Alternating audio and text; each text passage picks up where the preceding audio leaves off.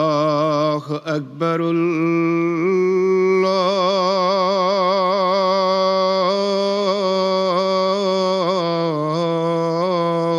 الله أكبر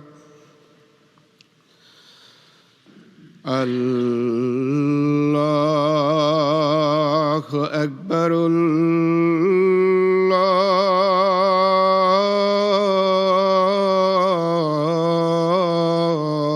الله أكبر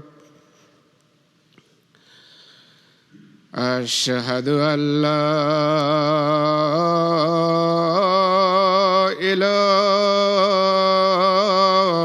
إله إلا الله أشهد أن لا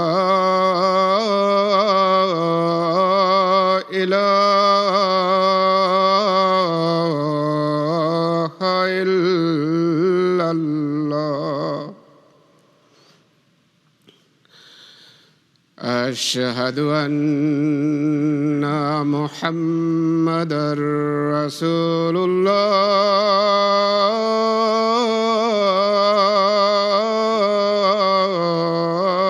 الله أشهد أن محمدًا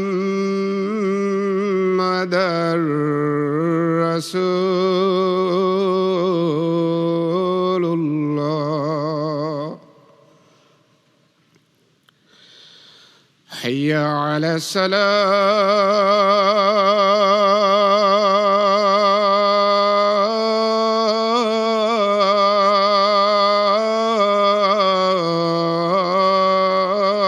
الصلاة حي على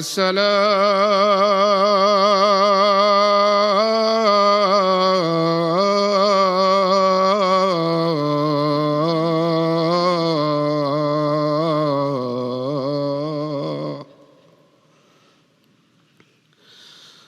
حي على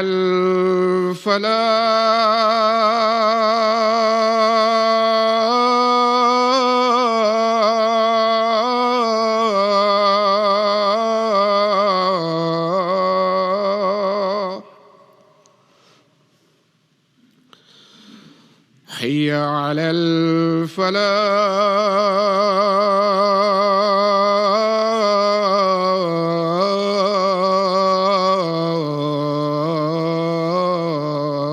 الفلاح الله أكبر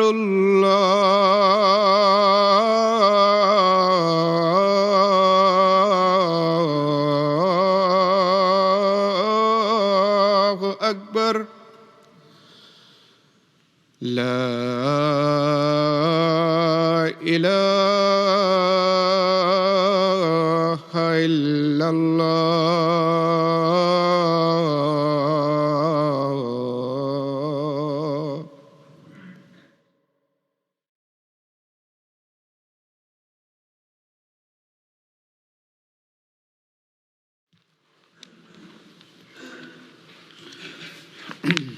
السلام علیکم ورحمۃ اللہ.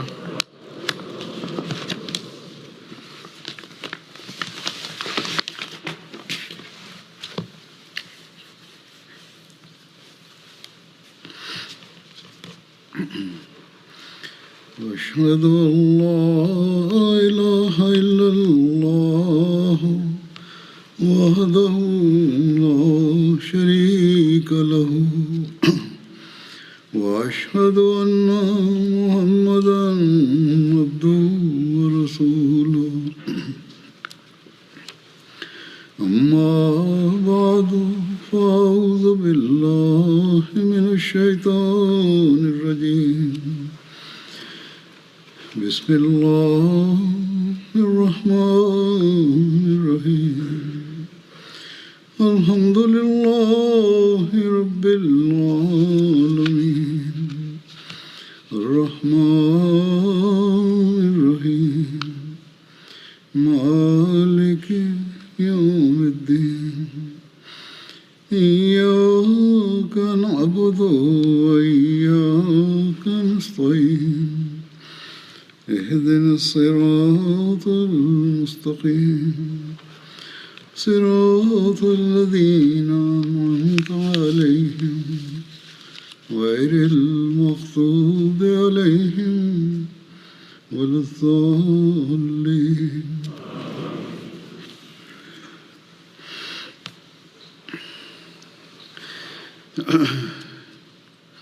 کچھ عرصہ پہلے غزوہ بدر کے دوران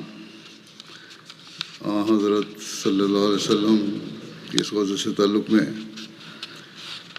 واقعات بیان کیے تھے. آج بدر کے حوالے سے ہی بعض متعلقہ باتیں اور واقعات پیش کروں گا.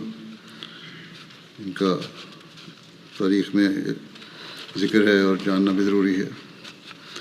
جیسا کہ پہلے خطبات میں ذکر ہو چکا ہے، نبی کریم صلی اللہ علیہ وسلم 3 روز تک میدان بدر میں مقیم رہے. تیسرے روز آپ نے سواریوں کے کجاوے کسنے کا ارشاد فرمایا. میدان بدر سے ہی آپ نے حضرت عبداللہ بن رواحہ اور حضرت زید بن حارثہ کو مدینہ کی جانب بدر کی فتح کی خوشخبری کا پیغام دیتے ہوئے بھیجا. پھر رسول اللہ صلی اللہ علیہ وسلم نے مدینہ کی طرف واپسی کا سفر شروع کیا.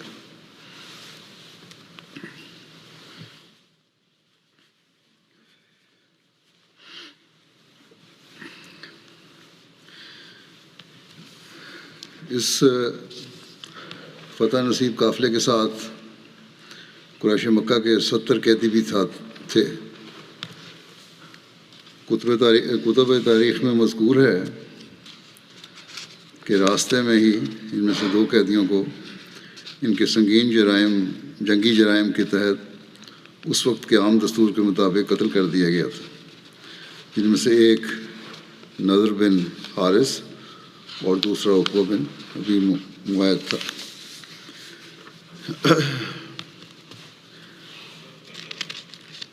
لیکن اس پہ اتفاق نہیں ہے سب کا، تاریخ دانوں کا. علامہ ابن اسحاق کہتے ہیں کہ بدر سے واپسی پر جب رسول اللہ صلی اللہ علیہ وسلم صفراء مقام پر پہنچے تو نضر بن حارث کو قتل کیا گیا تھا اور حضرت علی نے اسے قتل کیا تھا. سیرت حلبیہ میں مذکور ہے کہ نضر حالت قید میں تھا کہ اس نے اپنے ساتھی سے کہا، اللہ کی قسم محمد مجھے قتل کرنے والا ہے، کیونکہ اس نے مجھے ایسی نظر سے دیکھا ہے جس میں مجھے موت نظر آئی ہے. اس شخص نے نظر سے کہا، اللہ کی قسم ایسا صرف روب کی وجہ سے ہے. حضرت صلی اللہ علیہ وسلم کا جو روب تم پہ پڑا ہے اس کی وجہ سے تم لگ رہا ہے. تو نظر نے مصعب بن عمیر سے کہا، اے مصعب، اس شخص کی نسبت تم رحمی رشتہ داری میں میرے زیادہ قریب ہو، بس تم اپنے ساتھی سے بات کرو کہ مجھے قیدیوں میں ایک شخص بنا دے. اللہ کی قسم وہ مجھے قتل کرنے والا ہے. اس پر مصعب نے کہا، تم اللہ کی کتاب کے بارے میں فلاں اور فلاں بات کہا کرتے تھے، اور تم نبی صلی اللہ علیہ وسلم کے بارے میں یہ اور یہ کہا کرتے تھے، اور تم آپ صلی اللہ علیہ وسلم کے صحابہ کو اظہار تکلیف دیا کرتے تھے. تو یہ باتیں تمہارے ساتھ ہیں پرانی، تو یہ اگر قتل ہو رہے ہو تم تو اس جرم میں ہو سکتا ہے ہو رہے ہو. ایک روایت میں آتا ہے کہ نضر بن حارث کی بہن قتیلہ بن حارث نے اپنے بھائی کی موت پر کچھ اشعار کہے. بعض کے نزدیک یہ اس کی بیٹی نے کہے تھے اور بعد میں اس نے اسلام قبول کر لیا تھا. جب رسول اللہ صلی اللہ علیہ وسلم کو ان اشعار کا علم ہوا تو اب آپ بہت زیادہ روئے، یہاں تک کہ آپ کی داڑھی تر ہو گئی. پھر آپ صلی اللہ علیہ وسلم نے فرمایا، اگر یہ اشعار مجھے یعنی نضر بن حارث کے قتل سے پہلے پہنچتے تو میں اس پر احسان کرتے ہوئے اس کو معاف کر دیتا. لیکن بعض سیرت نگار اس طرح کے اشعار اور ان پر حضرت صلی اللہ علیہ وسلم کی رونے کی روایت کی تردید کرتے ہیں، بعض تو واقعے کی تردید کرتے ہیں۔ بہرحال اللہ تعالیٰ بہتر جانتا ہے کیا صحیح ہے۔ حضرت صلی اللہ علیہ وسلم کے نرم دل سے اگر یہ واقعہ ہوا ہے واقعی، تو یہ اظہار جو تھا وہ بعید نہیں ہے، اور بہت نرم دل کے واقعہ ہوئے تھے، رحم آپ کے دل میں تھا۔ اسی طرح نضر بن حارث کے بارے میں یہ بھی روایت آتی ہے کہ وہ قتل نہیں ہوا جیسا کہ میں نے کہا، بلکہ زندہ رہا تھا، اور غزوہ حنین میں حضرت صلی اللہ علیہ وسلم کے ساتھ شامل ہوا تھا، اور نبی کریم صلی اللہ علیہ وسلم نے اسے 100 اونٹ تالیف قلب کے طور پر دیے تھے۔ پھر جو تاریخ میں ذکر آتا ہے میدان بدر سے واپسی پر دوسرے قتل کا، وہ عقبہ بن ابی معیط تھا۔ اس کو مدینہ کے راستے میں ارکد زبیہ مقام پر قتل کیا گیا تھا۔ حضرت عاصم بن ثابت انصاری نے عقبہ کو قتل کیا، اور ایک روایت کے مطابق حضرت علی نے اسے قتل کیا۔ ایک مصنف لکھتا ہے کہ نضر بن حارث اور عقبہ بن ابی معیط دونوں اسلام کے خلاف جنگ کی آگ بھڑکانے والوں میں سے تھے، اور مسلمانوں پر مصائب و علام کے پہاڑ توڑنے والوں کے سرغنہ تھے، اس لیے ان کو یہ سزا ملی۔ بہرحال ان دونوں قتل ہونے والوں کے بارے میں خلاصہ یہ ہے کہ دونوں کے بارے میں حتمی طور پر نہیں کہا جا سکتا کہ واقعی ان دونوں قیدیوں کو راستے میں قتل کیا گیا بھی تھا کہ نہیں، کیونکہ بعض ایسی روایات بھی ہیں جن میں بڑی وضاحت سے یہ موجود ہے کہ عقبہ بن ابی معیط بدر کے میدان میں ہی قتل ہو گیا تھا، جبکہ نضر بن حارث کے بارے میں دونوں طرح کی روایات ہیں، اس کے قتل کیے جانے کی بھی، اور یہ بھی کہ قتل نہیں ہوا تھا بلکہ بعد میں زندہ رہا اور غزوہ حنین کے موقع پر اسلام قبول کر لیا تھا۔ گو کہ یہ روایات قدرے کمزور سمجھی جاتی ہیں۔ حضرت مرزا بشیر احمد صاحب نے جو سید خاتم النبیین نے بدر کے قیدیوں میں سے قتل ہونے والے ان دونوں کا ذکر جو کیا ہے وہ اس طرح ہے کہ بعض مورخین نے قید ہونے والے رؤساء میں عقبہ بن ابی معیط کا نام بھی بیان کیا ہے، اور لکھا ہے کہ وہ بعد میں حضرت صلی اللہ علیہ وسلم کے ماتحت حالت قید میں قتل کر دیا گیا تھا، مگر یہ درست نہیں ہے۔ حدیث اور تاریخ میں نہایت صراحت کے ساتھ یہ روایت آتی ہے کہ عقبہ بن ابی معیط میدان جنگ میں قتل ہوا تھا، جنگ کے دوران ہوا تھا، قیدی نہیں بنا تھا، اور ان رؤسائے مکہ میں سے تھا جن کی لاشیں ایک گڑھے میں دفن کی گئی تھیں۔ البتہ نضر بن حارث کا حالت قید میں قتل کیا جانا اکثر روایات سے ظاہر ہوتا ہے، اور اس کے قتل کی وجہ یہ تھی کہ وہ ان لوگوں میں سے تھا جو ان بے گناہ مسلمانوں کے قتل کے براہ راست ذمہ دار تھے جو مکے میں کفار کے ہاتھ سے مارے گئے تھے۔ اور اغلب یہ ہے کہ حضرت صلی اللہ علیہ وسلم کے ربیب حارث بن ابی حالہ جو ابتدائی اسلام میں نہایت ظالمانہ طور پر حضرت صلی اللہ علیہ وسلم کی آنکھوں کے سامنے قتل کیے گئے تھے، ان کے قتل کرنے والوں میں نضر بن حارث بھی شامل تھا۔ لیکن یہ یقینی ہے کہ نضر کے سوا کوئی قیدی قتل نہیں کیا گیا، اور نہ ہی اسلام میں صرف دشمن ہونے اور جنگ میں خلاف حصہ لینے کی وجہ سے قیدیوں کے قتل کرنے کا دستور تھا۔ چنانچہ اس کے متعلق بعد میں ایک معین حکم بھی قرآن شریف میں نازل ہوا۔ یہ بھی یاد رکھنا چاہیے کہ گو بہت سی روایات میں نضر بن حارث کے قتل کیے جانے کا ذکر آتا ہے، لیکن بعض ایسی روایتیں بھی پائی جاتی ہیں جن سے یہ ثابت ہوتا ہے کہ وہ قتل نہیں کیا گیا بلکہ بدر کے بعد مدت تک زندہ رہا، اور بالآخر غزوہ حنین کے موقع پر مسلمان ہو کر حضرت صلی اللہ علیہ وسلم کے حلقہ گوشوں میں شامل ہو گیا۔ مگر مقدم مذکر روایات یعنی پہلی روایت کے مقابلے میں یہ روایتیں عموماً کمزور سمجھی گئی ہیں، واللہ عالم۔ بہرحال اگر قیدیوں میں سے کوئی شخص قتل کیا گیا تو وہ صرف نضر بن حارث تھا جو قصاص میں قتل کیا گیا تھا، اور اس کے متعلق بھی یہ روایت آتی ہے کہ جب اس کے قتل کے بعد آن رسول صلی اللہ علیہ وسلم نے اس کی بہن کے وہ دردناک اشعار سنے جن میں آپ سے رحم کی اپیل کی گئی تھی، تو آپ نے فرمایا کہ اگر یہ اشعار مجھے پہلے پہنچ جاتے تو میں نظر کو معاف کر دیتا۔ بہرحال نظر کے سوا کوئی قیدی قتل نہیں کیا گیا۔ یہ مرزا بشیر احمد صاحب کا جو ہے نتیجہ ہے جو خود کیا انہوں نے تاریخی کتب سے۔ غزوہ بدر میں مشرکین کے بڑے بڑے سرداروں سمیت 70 کفار مسلمانوں کے ہاتھوں مارے گئے اور 70 ہی مسلمانوں کے ہاتھوں قیدی ہوئے۔ قیدیوں کی تعداد کے حوالے سے 49 اور 74 کی تعداد کے اقوال بھی ملتے ہیں، بعض روایتیں ہیں، لیکن مشہور اور درست 70 کافروں کا گرفتار ہونا ہی ہے۔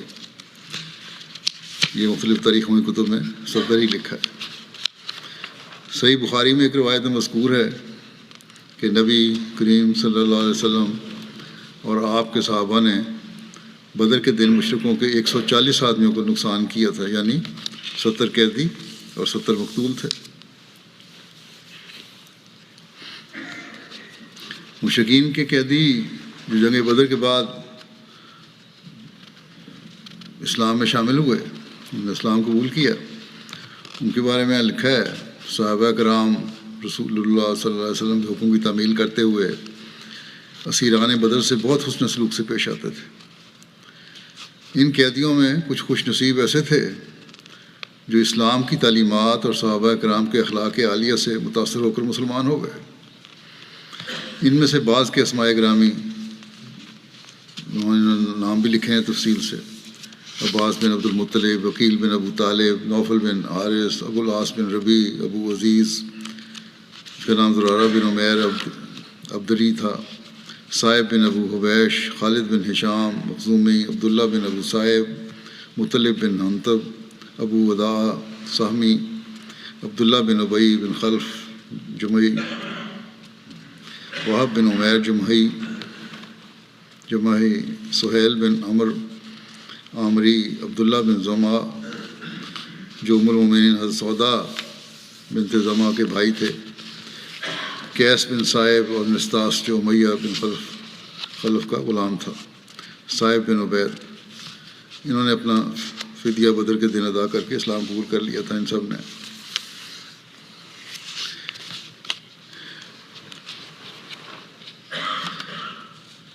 بدر کی جنگ کے ساتھ ایک تعلق جو ہے وہ رومی سلطنت کی فتح کا بھی ہے۔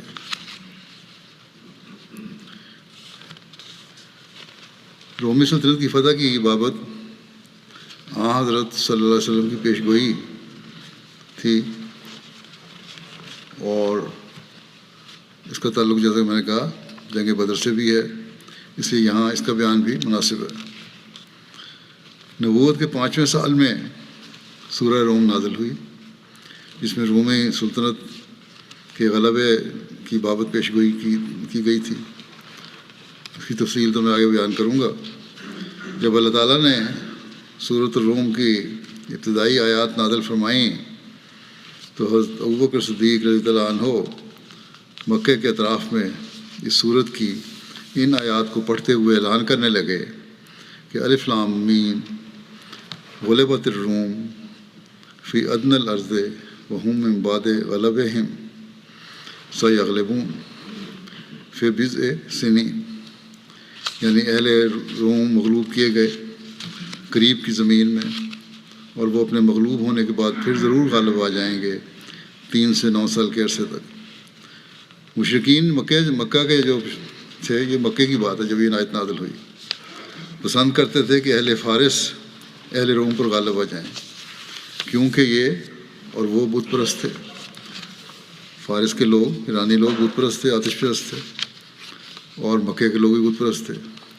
وہ پسند کرتے تھے کہ فارس کے لوگ غالب آ جائیں، اور مسلمان پسند کرتے تھے کہ اہل روم اہل فارس پر غالب آ جائیں، اس لیے کہ وہ اہل کتاب تھے۔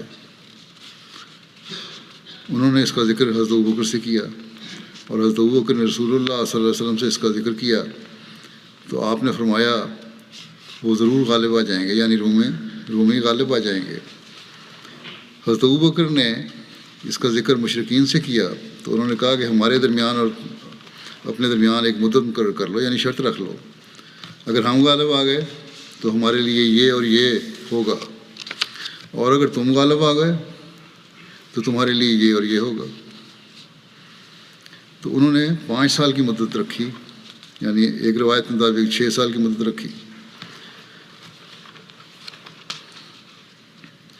شرح سنن الترمذی تحفۃ الآوازی میں لکھا ہے کہ روم کے فارس پر غلبے کے دن مومن خوش ہوئے اور انہیں اس بات کا علم بدر کے دن ہوا جب جبرائیل علیہ السلام نے اس غلبے کے ساتھ ان کی بدر میں مشرکین کے خلاف مدد کی خوشخبری لے کر، جب جبرائیل اس غلبے کی خبر کے ساتھ ان کی یعنی مشرکین کے خلاف مدد کی خوشخبری لے کر نازل ہوئے تھے۔ تو یہ تعلق ہے بدر کے ساتھ اس کا کہ جس دن بدر کی فتح ہوئی ہے اسی دن رومیوں کی فتح کی بھی خوشخبری ملی۔ صحیح بخاری کی ایک روایت ہے، اس کی شرح میں علامہ بدر الدین عینی غلبہ روم والی پیشگوئی کا ذکر کرتے ہوئے لکھتے ہیں کہ جب اہل فارس اور اہل روم کے درمیان جنگ ہوئی تو مسلمان اہل فارس پر اہل روم کی فتح کو پسند کرتے تھے، کیونکہ وہ اہل کتاب تھے۔ اہل روم کے ساتھ مسلمانوں کی ہمدردی اس لیے تھی کہ اہل روم اہل کتاب تھے، جبکہ کفار قریش اہل فارس کی فتح کو پسند کرتے تھے کیونکہ وہ مجوسی تھے، اور کفار قریش بھی بتوں کی عبادت کرتے تھے۔ بس اس بات پر حضرت ابوبکر اور ابو جہل کے درمیان شرط لگ گئی تو رسول اللہ صلی اللہ علیہ وسلم نے فرمایا کہ وہاں بزن کا لفظ ہے، اور بزن تو 9 برس یا 7 برس پر اطلاق پاتا ہے، بس مدت کو بڑھا دو۔ پھر انہوں نے ایسا ہی کیا، بس اہل روم غالب آ گئے۔ اللہ تعالیٰ نے فرمایا الف لام میم غلبت الروم فی ادنی الارض وهم من بعد غلبہم سیغلبون فی بضع سنین للہ الامر من قبل ومن بعد ویومئذ یفرح المؤمنون بنصر اللہ۔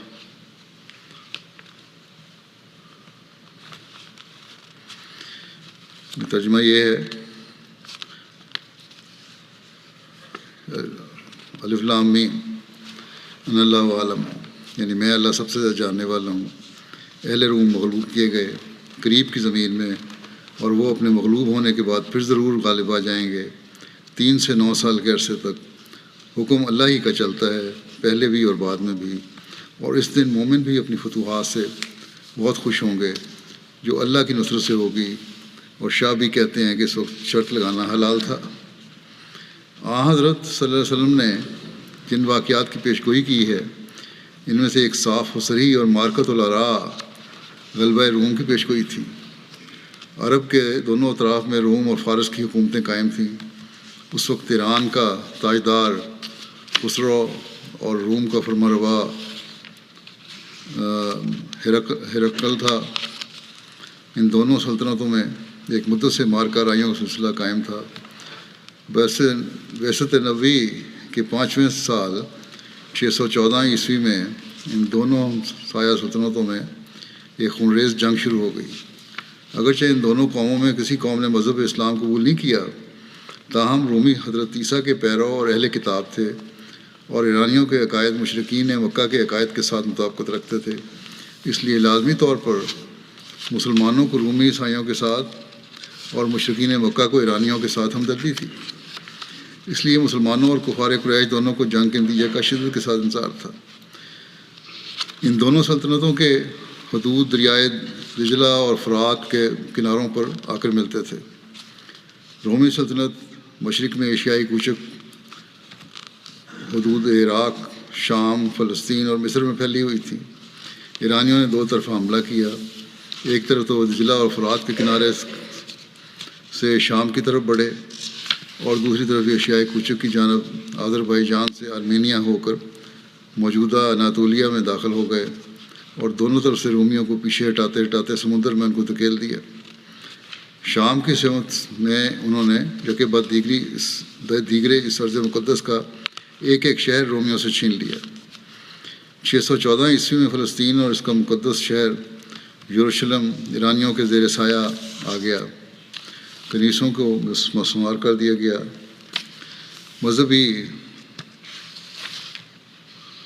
مذہبی شاعر کی توہین کی گئی، شہنشاہ ایران کے قصر اقامت کی 30,000 مقتول سروں سے آرائش کی گئی، قتل کر کے سر ان کے قصر میں رکھے گئے۔ ایرانی فتوحات کا سیلاب اس سے آگے بڑھ کر 616 عیسوی میں پورے وادی نیل یعنی مملکت مصر پر محیط ہو گیا اور آخر اسکندریہ کے ساحل پر جا کر تھما، اور دوسری طرف تمام ایشیائی کوچک کو زیر و زبر کرتا ہوا باسفورس کے ساحل پر جا کر رکا اور قسطنطنیہ کی دیواروں سے جا ٹکرایا۔ شہنشاہ روم کے دارالسلطنت کے سامنے ایران کے فاتح لشکر نے جا کر اپنے خیمے کھڑے کر دیے، اور اب رومیوں کے بجائے عراق و شام اور فلسطین اور مصر و ایشیائی کوچک کے وسیع علاقوں میں ایرانی حکومت قائم ہو گئی۔ ہر جگہ آتش کدے تعمیر ہوئے اور مسیح کے بجائے آگ اور سورج کی جبری پرستش کو رواج دیا گیا۔ رومی سلطنت کی استباحی کو دیکھ کر رومی شہنشاہی کی وسیع مملکت میں بغاوتیں کھڑی ہو گئیں۔ افریقہ میں بھی شورش ہوئی، خود قسطنطنیہ کے قریب یورپ میں مختلف قومیں قتل و غارت گری میں مصروف ہو گئیں۔ غرض اس وقت سلطنت روما کے پرزے اڑ گئے تھے۔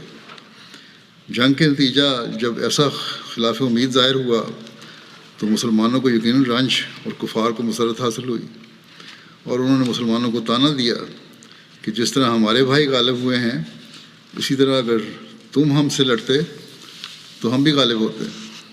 کافروں نے کہا ہم مسلمانوں کو غالب ہو جائیں گے، یہ اس بات سے ظاہر ہوتا ہے۔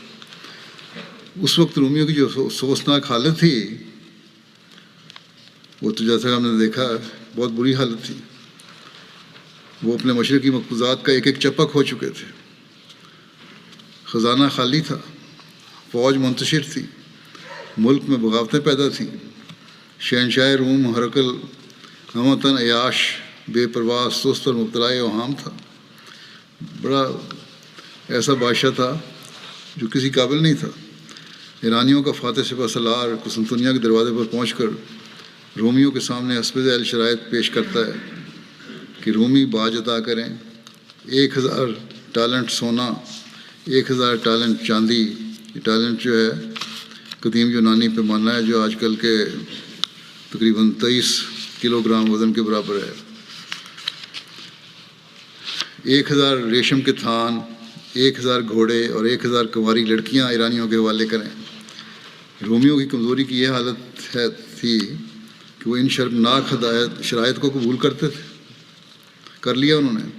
اس پر بھی جب رومی قاصد شہنشاہ ایران کے دربار میں مصالحت کا پیغام لے کر گیا تو مغرور خسرو نے جو جواب دیا وہ یہ تھا، مجھ کو یہ نہیں، یہ جو چیزیں لے کے آیا یہ نہیں کہ ٹھیک ہے تو میں قبول کر لیا، بلکہ خود ہرقل زنجیروں میں بندھا ہوا میرے تخت کے نیچے چاہیے۔ بادشاہ روم جو ہے وہ میرے تخت کے نیچے چاہیے مجھے، اور اس وقت تک صلح نہیں کروں گا جب تک شہنشاہ روم اپنے مصلوب خدا کو چھوڑ کر سورج دیوتا کے آگے سر نہ جھکائے گا، عیسائیوں سے توبہ نہیں کرے گا۔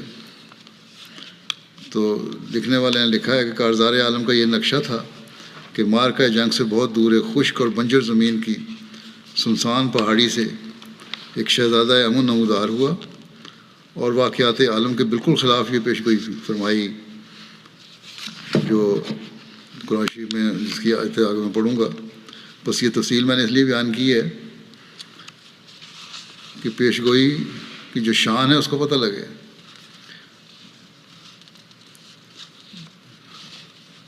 یہ پیش گوئی کیا تھی؟ جیسے میں نے پہلے بھی پڑھا، دوبارہ پڑھتا ہوں۔ الف لام میم غلبت الروم فی ادنی الارض وهم من بعد غلبهم سیغلبون فی بضع سنین للہ الامر من قبل ومن بعد ویومئذ یفرح المؤمنون بنصر اللہ ینصر من یشاء وهو العزیز الرحیم وعد اللہ لا یخلف اللہ وعدہ. میں اللہ سب سے زیادہ جاننے والا ہوں. اہل روم مغلوب کیے گئے قریب کی زمین میں، اور وہ اپنے مغلوب ہونے کے بعد پھر ضرور غالب آ جائیں گے. 3 سے 9 سال کے عرصے تک حکم اللہ ہی کا چلتا ہے، پہلے بھی اور بعد میں بھی. اور اس دن مومن بھی اپنی فتوحات سے بہت خوش ہوں گے جو اللہ کی نصرت سے ہوگی. وہ نصرت کرتا ہے جس کو چاہتا ہے، اور وہ کامل غلبے والا اور بار بار رحم کرنے والا ہے. یہ اللہ کا وعدہ ہے اور اللہ اپنے وعدے کے خلاف نہیں کرتا.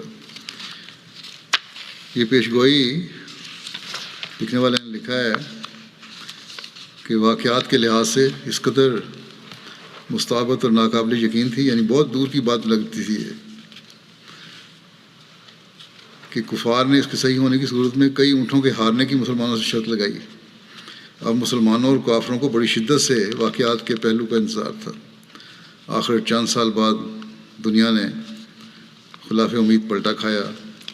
تاریخ زوال روم کا مشہور مصنف اور مورخ ایڈورڈ گبن ہرکل کے احوال بیان کرتے ہوئے لکھتا ہے کہ شہنشاہ جو اپنی ابتدائی اور آخری زندگی میں مستی، عیاشی اور اوہام کا غلام اور رعایا کے مصائب کا نامرد تماشائی تھا، جس طرح صبح و شام کا آفتاب نصف النہار کی روشنی سے پھٹ جاتا ہے. دفتن 621 عیسوی میں محلوں کا آرکاڈیوس میدان جنگ کا سیزر بن گیا، یعنی یہی شہنشاہ روم جو تھا. اور روم و ہرقل کی عزت 6 مہمات کے ذریعے نہایت شاندار طریقے سے بچا لی گئی. جو مثال دی ہے آرکاڈیوس کی، یہ رومی سلطنت کا ایک بادشاہ تھا جس کا زمانہ 408 قبل مسیح اور 378 قبل مسیح تک ہے. بڑا مضبوط تھا. اسی طرح سیزر بھی فوجی جرنیل تھا ایک پرانا. بہرحال جس وقت ہرقل اپنے بقیہ فوج لے کر قسطنطنیہ سے چلا، لوگوں کو معلوم ہوتا تھا کہ عظیم روما کے آخری لشکر کا منظر دنیا کے سامنے ہے. لیکن عرب کے نبی امی کی پیشنگوئی حرف بحرف پوری ہوئی، اور عین اس وقت جب مسلمانوں نے بدر کے میدان میں قریش کو شکست دی، رومیوں نے ایرانیوں پر غلبہ حاصل کیا، مشرقی مقبوضات کا ایک ایک شہر واپس لے لیا، اور ایرانیوں کو باسفورس اور نیل کے کناروں سے ہٹا کر پھر دجلہ و فرات کے ساحلوں کی طرف دھکیل دیا. اس عظیم الشان پیشگوئی کی صداقت کے اثر نے دنیا کو محو حیرت کر دیا. قریش کے بہت سے لوگ اس صداقت کو دیکھ کر مسلمان ہو گئے.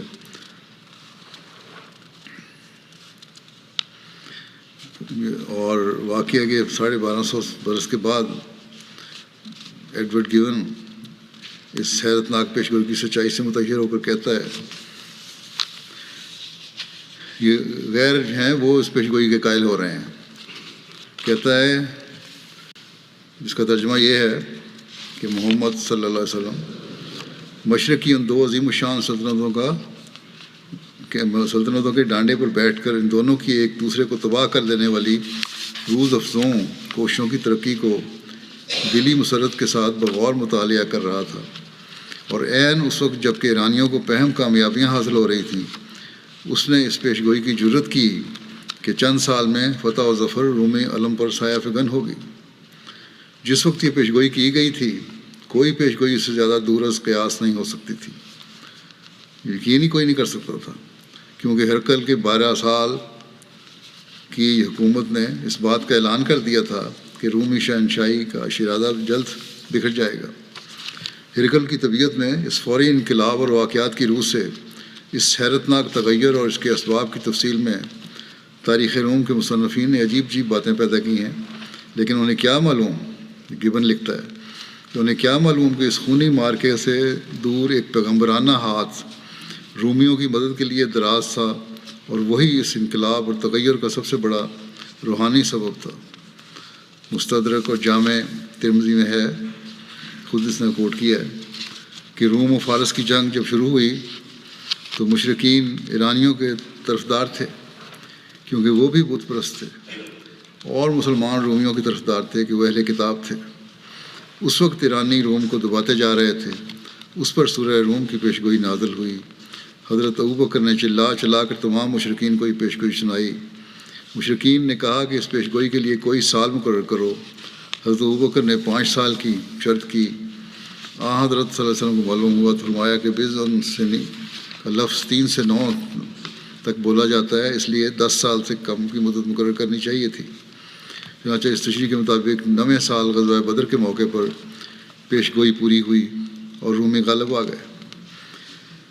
بعض نوجوان اور جوانی میں قدم رکھنے والے بچے بھی پوچھتے ہیں، کئی خط لکھتے ہیں، پچھلے ہفتے ہی بعض خط آئے، کس طرح ہمیں پتہ چلے کہ اسلام سچا مذہب ہے اور حضرت صلی اللہ علیہ وسلم بھی سچے نبی ہیں، باقی نہیں۔ یہاں کے ماحول نے ان پر یہ اثر ڈالنا شروع کر دیا ہے کہ ان کو شک پڑنا شروع ہو گیا اسلام کی سچائی کے بارے میں۔ انہیں اس تاریخ اور غیروں کے اظہار سے یقین کر لینا چاہیے، اور پھر اس زمانے کے بارے میں جو پیش گوئیاں ہیں قرآن کریم میں انہیں بھی دیکھنا چاہیے۔ والدین خود بھی قرآن کریم پڑھیں اور اپنے بچوں کو بھی دکھائیں، پیش گوئیاں دکھائیں کہ کس طرح یہ اسلام کی سچائی پر ایک دلیل ہے۔ اسلام کی سچائی کے ثبوت تو ہزاروں ہیں، بس اپنے علم کو بڑھانے کی ضرورت ہے، والدین کو بھی اور نوجوانوں کو بھی۔ صرف سوال کر دینا کافی نہیں ہے، اگر سوال کرنا ہے تو خود علم حاصل کرنے کی کوشش کریں، اور اسی طرح جو ہماری تنظیمیں ہیں ان کو بھی اس بارے میں بھی ان کو علم دینا چاہیے۔ یہ سوال کئی دفعہ مجھ سے پوچھا گیا ہے، بہرحال یہ وضاحت ضروری تھی اس لیے میں نے ذکر کر دیا۔ اب اصل مضمون کی طرف آتا ہوں۔ غزوہ بدر ہجرت کے پہلے سال اور بعثت کے 14ویں برس پیش آیا تھا۔ اس سے 9 برس پہلے بعثت کا 5واں سال ہوگا۔ اس بنا پر پیشگوئی کا زمانہ 5 بعثت اور اس کے پورے ہونے کا زمانہ 14 بعثت یا 1 ہجری ہے۔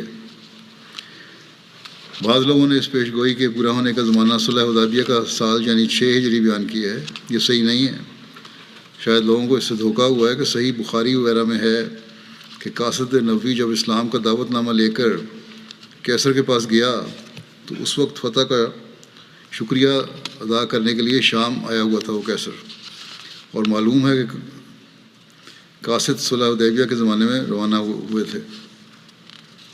اس لیے لوگوں نے یہ سمجھا کہ حصول فتح کی بھی یہی تاریخ ہے، مگر یہ مغالطہ ہے، اور بالکل ظاہر ہے کہ یہ فتح کی تاریخ نہیں بلکہ فتح کے جشن کی تاریخ ہے۔ اس وہ جشن منانے کے لیے آیا ہوا تھا۔ بہرحال تاریخ کی مطابقت سے یہ بات ثابت ہے کہ 609 عیسوی میں آپ صلی اللہ علیہ وسلم کی بعثت ہوئی، 610 عیسوی سے روم و فارس کی چھیڑ چھاڑ شروع ہوئی، 613 عیسوی میں اعلان جنگ ہوا، 614 عیسوی سے رومیوں کی شکست کا آغاز ہوا، 616 عیسوی میں رومی شکست تکمیل کو پہنچ گئی، 622 عیسوی سے پھر رومیوں نے حملہ شروع کیا، 623 سے ان کی کامیابی کا آغاز ہوا، اور 625 میں ان کی فتح تکمیل کو پہنچ گئی۔ اس ترتیب سے دیکھیں تو ظاہر ہوگا کہ اس پیشگوئی کی خوبی یہ ہے کہ اگر آغاز شکست سے آغاز فتح تک جوڑیں تو بھی 9 برس ہوتے ہیں، اور اگر انجام شکست سے آغاز فتح تک جوڑوں تو بھی وہی 9 برس ہوں گے۔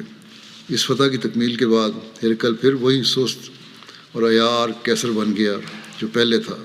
ایسا معلوم ہوتا تھا کہ دست قدرت نے صرف اس پیشگوئی کے پورا کرنے کے لیے چند سال کے واسطے اس کے دل و دماغ کو بیدار کیا اور دست و بازو کو ہوشیار کر دیا۔ پیشگوئی کی تکمیل کے بعد پھر پہلے کی طرح تائیہ شرکاہلی نے اس کو عیش و غفلت کے بستر پر تھپک کر سلا دیا۔ یہ بھی علامہ شبلی نعمانی نے اپنی تاریخ میں لکھا ہے یہ سارا۔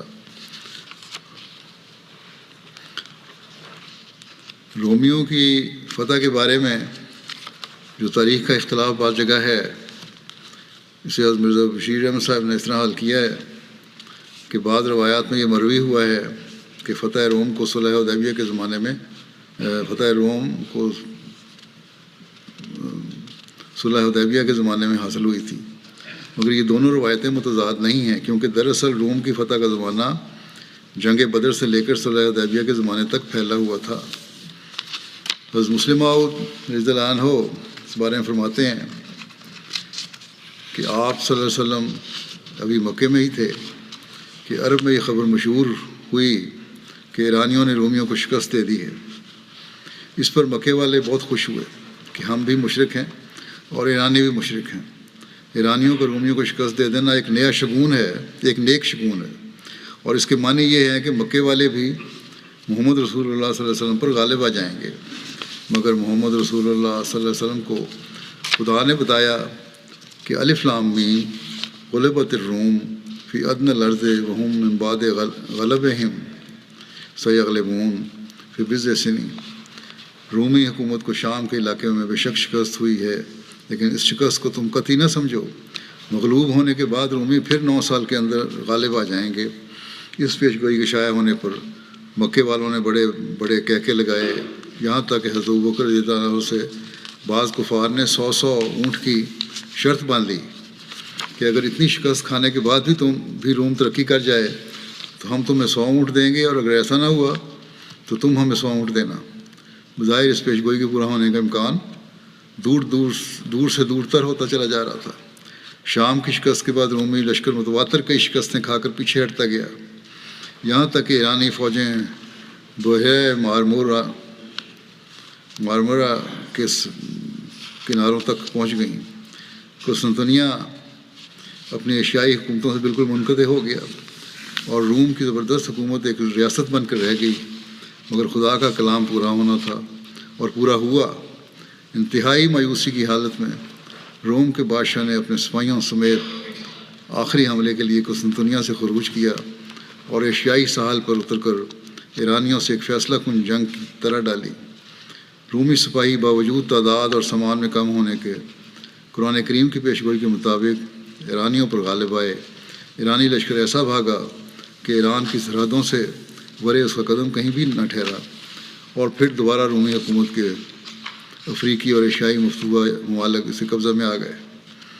حضرت مسیح علیہ السلام فرماتے ہیں جب ابوبکر صدیق رضی اللہ عنہ نے ابو جہل سے شرط لگائی اور قرآن شریف کی وہ پیشگوئی مدار شرط رکھی کہ الف لام میم غلبت الروم فی ادنی الارض وهم من بعد غلبہم سیغلبون فی بضع سنین، اور 3 برس کا عرصہ ٹھہرایا تو آپ پیشگوئی کی صورت کو دیکھ کر فی الفور دور اندیشی کو کام میں لائے اور شرط کی کسی قدر ترمیم کرنے کے لیے ابوبکر صدیق کو حکم فرمایا، اور فرمایا کہ بضع سنین کا لفظ مجمل ہے اور اکثر 9 برس تک اطلاق پاتا ہے۔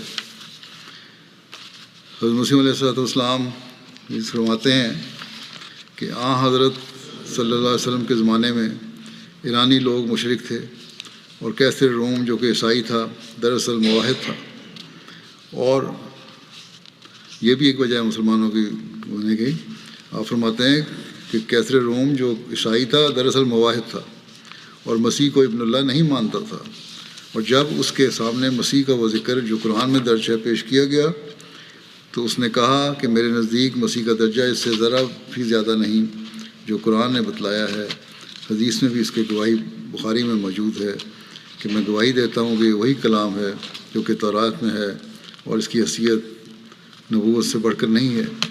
اسی پر یہ آیت نازل ہوئی کہ الف لام میم غلبت الروم فی ادنی الارض وهم من بعد غلبہم سیغلبون فی بضع سنین للہ الامر من قبل ومن بعد ویومئذ یفرح المؤمنون، یعنی روم اپنے اب مغلوب ہو گیا ہے، مگر تھوڑے عرصے میں 9 سال میں پھر غالب ہوگا۔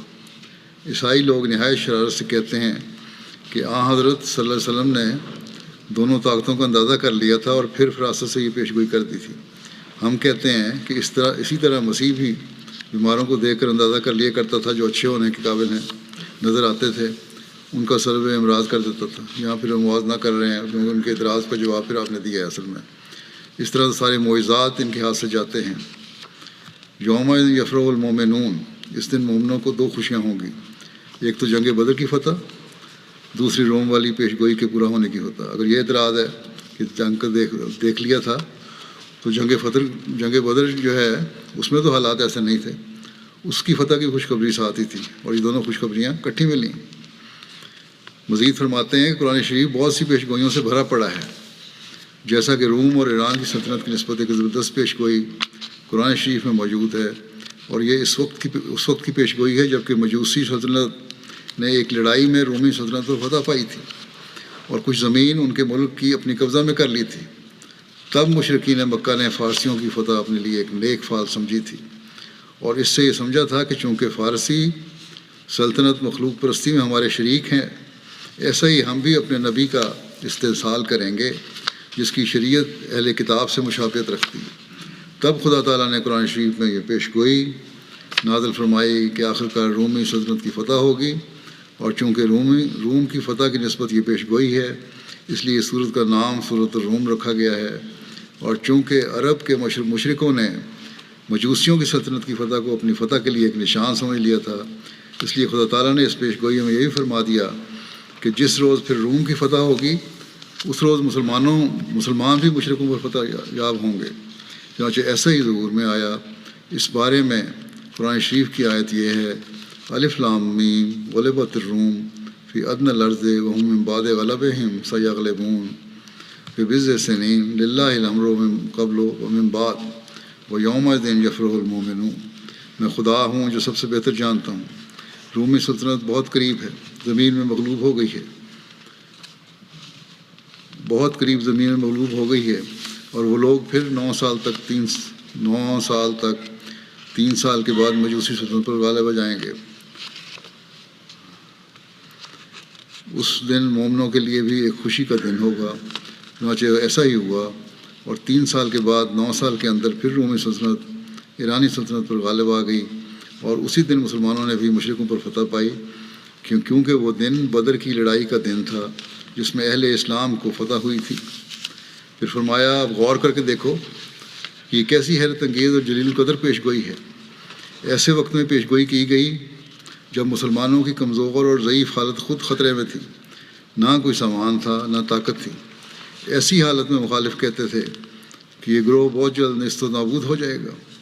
مدت کی قید بھی اس نے لگا دی، اور پھر یومئذ یفرح المؤمنون کہہ کر دوہری پیشگوئی بنا دی، یعنی جس روز رومی فارسیوں پر غالب آئیں گے اس دن مسلمان بھی بامراد ہو کر خوش ہوں گے۔ چنانچہ جس طرح یہ پیشگوئی کی تھی، جس طرح بدر کے روز پوری ہو گئی، ادھر رومی غالب ہوئے اور ادھر مسلمانوں کی فتح ہوئی۔ بہرحال یہ سلسلہ ابھی چلے گا، یہ بیان واقعات جو ہیں محمد رسول صلی اللہ علیہ وسلم کے حوالے سے، باقی انشاءاللہ آئندہ بیان کروں گا۔ نماز کے بعد میں ایک جنازہ غائب بھی پڑھاؤں گا جو مکرم فراس علی عبد الواحد صاحب یو کے کا ہے۔ یہ گزشتہ دنوں 47 سال کی عمر میں وقضاء الہی وفات پا گئے، انا للہ و انا الیہ راجعون۔ یہ عراقی الاصل تھے اور 2012 میں بیعت کر کے جماعت میں شامل ہوئے تھے۔ پسماندگان میں اہلیہ اور ایک بیٹی شامل ہیں۔ قرآن کریم بھی حفظ کر لیا تھا، انہوں نے کیا ہوا تھا بچپن سے میں ہی۔ بڑے ہوئے تو متشدد دینی راہ اختیار کرتے ہوئے متشدد قسم مسلمان ہو گئے تھے۔ انہوں نے ٹی وی بیچ دیا گھر کا کہ دیکھنا حرام ہے، سب تصویریں گھر کی پھاڑ دیں کہ یہ بھی حرام ہے۔ ایک اچھے آرٹسٹ تھے، لیکن جب دین کا علم حاصل کیا کسی مولوی کے تحت رہ کے تو بالکل ہی فنیٹک ہو گئے، اور ہر قسم کی تصویریں بنانے سے بھی کنارہ کشی اختیار کر لی۔ پھر ایک عیسائی، لیکن شکوک ان کے دل میں تھے کہ پتہ نہیں میں صحیح ہوں کہ نہیں، اسلام سچا ہے کہ نہیں۔ ایک عیسائی کلاس فیلو ان کا دوست تھا، اس سے متاثر ہو گئے کچھ عرصے کے بعد، اور جو اسلام کے بارے میں جو شکوک تھے اور جو سوالات تھے ان کے جوابات نہ ملنے کی وجہ سے پھر یہ عیسائی ہو گئے۔ پھر کچھ عرصے کے بعد پھر نبی کریم صلی اللہ علیہ وسلم کی محبت جوش میں آئی، پھر انہوں نے دوبارہ اسلام کی قبول کر لیا. بہرحال یہ اچھے محنتی تھے، پڑھنے والے تھے. یونیورسٹی آف بصرہ میں ڈگری حاصل کی، وہاں کے کالج آف بزنس ایڈمنسٹریشن اور اکنامکس میں تعلیم حاصل کی. زبانیں سیکھنے کا شوق تھا، اس لیے انہیں اچھی انگریزی زبان سیکھی، فرینچ بھی سیکھی، اسپینش سیکھی، جرمن سیکھی اور کسی قدر رشین زبان بھی جانتے تھے. 2009 میں یہ اپنی اہلیہ کے ساتھ یہاں یو کے شفٹ ہو گئے. تو اللہ تعالیٰ نے انہوں نے ایک بیٹی بھی دی یہاں. برطانیہ پہنچنے کے بعد فراز صاحب نے اتفاقاً MTL عربیہ دیکھا اور اس پر انہیں ان کے سوالات کے جوابات ملنے شروع ہو گئے. آخر ان کے دل میں حضرت مسیح علیہ السلام کی صداقت اس حد تک گھر کر گئی کہ اکثر حضرت مسیح علیہ السلام کے حضرت صلی اللہ علیہ وسلم کی مدح میں لکھے گئے قصائد گنگناتے رہتے تھے. اسی دوران انہوں نے رویا میں حضرت مسیح رابع رحمہ اللہ تعالیٰ کو دیکھا کہ ایک بڑی سفید مسجد میں خطاب فرما رہے ہیں اور آپ کے چہرے مبارک سے نور نکل رہا ہے. پھر بعد میں ایک خوبصورت نوجوان کو دیکھا جو اخباری نمائندے کی طرح مائکرو فون میں حضرت مسیح علیہ السلام کے نہایت خوبصورت ناموں سے ذکر کرتے ہوئے لوگوں کو آپ کی اتباع کرنے کی تلقین کر رہا تھا. آخر انہوں نے اس بنا پہ 2012 میں بیعت کر لی. شیفیلڈ کے ڈاکٹر بلال طاہر صاحب سے ان کا رابطہ ہوا، ان کے ذریعے سے انہوں نے بیعت کی درخواست بھجوائی.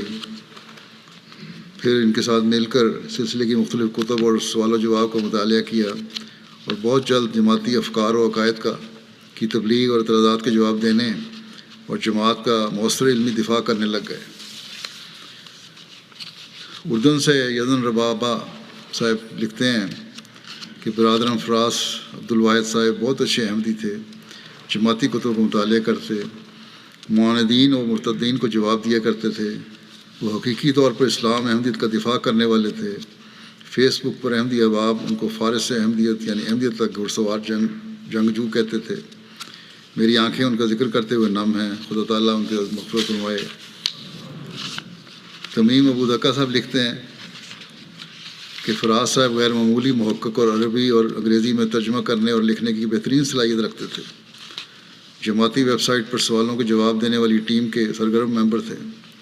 ان کے جوابات ہمیشہ مکمل اور مدلل ہوا کرتے تھے، جن کی تائید میں وہ جماعتی اور غیر جماعتی عربی اور انگریزی مصادر سے حوالے بیان کیا کرتے تھے. بعض عرب مرتدین اور منافقین نے جب فتنہ کھڑا کیا تو مرحوم فراز صاحب ان کے اعتراضات کے جواب دینے والوں اور ان کا مقابلے کرنے والوں کی صف اول میں شامل تھے. اپنے کامل ایمان اور محبت کی وجہ سے بڑی شدت سے جماعت اور خلافت کا دفاع کرتے تھے. ڈاکٹر ایمن عہدے صاحب کہتے ہیں کہ مرحوم بھائی فراز عبدالواحد ان کے وسیع علم اور غیر معمولی ذہانت ان کے مضامین اور تحریروں کے حوالے سے خاص طور پر جانتے تھے. انہیں جماعت میں شامل ہوئے زیادہ عرصہ نہیں گزرا تھا، پھر بھی انہوں نے نہایت قلیل عرصے میں جماعتی افکار و عقائد کے بارے میں گہرا علم حاصل کر کے اپنے مؤثر جوابات سے مخالفین کے منہ بند کر دیے تھے. مرحوم کو چند سال قبل ہماری عربی ویب سائٹ پر سوالوں کے جواب دینے کی ذمہ داری سونپی گئی تھی، جسے انہوں نے آخری وقت تک بڑی تندہی سے نبھایا، بڑے لگن اور خلوص سے کام کیا. سوال و جواب کی عربی ویب سائٹ بساط احمدی پر ان کے تقریباً 800 آرٹیکل یا اعتراضات کے جوابات ان کی گہری علمی شخصیت ہونے اور جماعتی افکار و عقائد کو پھیلانے اور مخالفین کے اعتراضات کے جواب دینے کی لگن کی گواہی دیتے رہیں گے. اللہ تعالیٰ مرحوم سے مغفرت رحم کا سلوک فرمائے، درجات بلند فرمائے، ان کی اہلیہ اور بچی کا بھی کفیل ہو، صبر اور حوصلہ انہیں عطا فرمائے، ان کی نیک خواہشات اپنی اہل و عیال کے لیے قبول فرمائے، دعائیں قبول فرمائے، اور اللہ تعالیٰ جماعت کو بھی ان جیسے مزید نعم البرکت عطا فرمائے. نماز کے بعد انشاءاللہ جیسا میں نے کہا نماز جنازہ ادا کروں گا.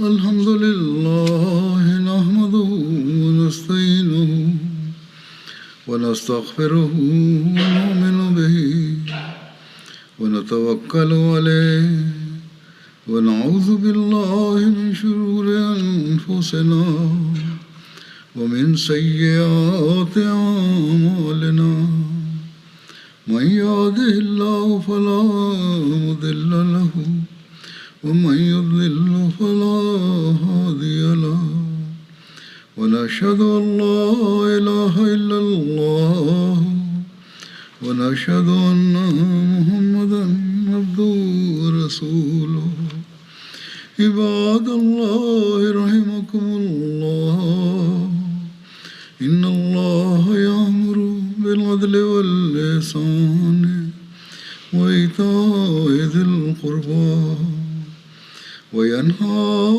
عن الفحشاء والمنكر والبغي يعظكم لعلكم تذكرون اذكروا الله يذكركم وادعوه يستجب لكم ولذكر الله أكبر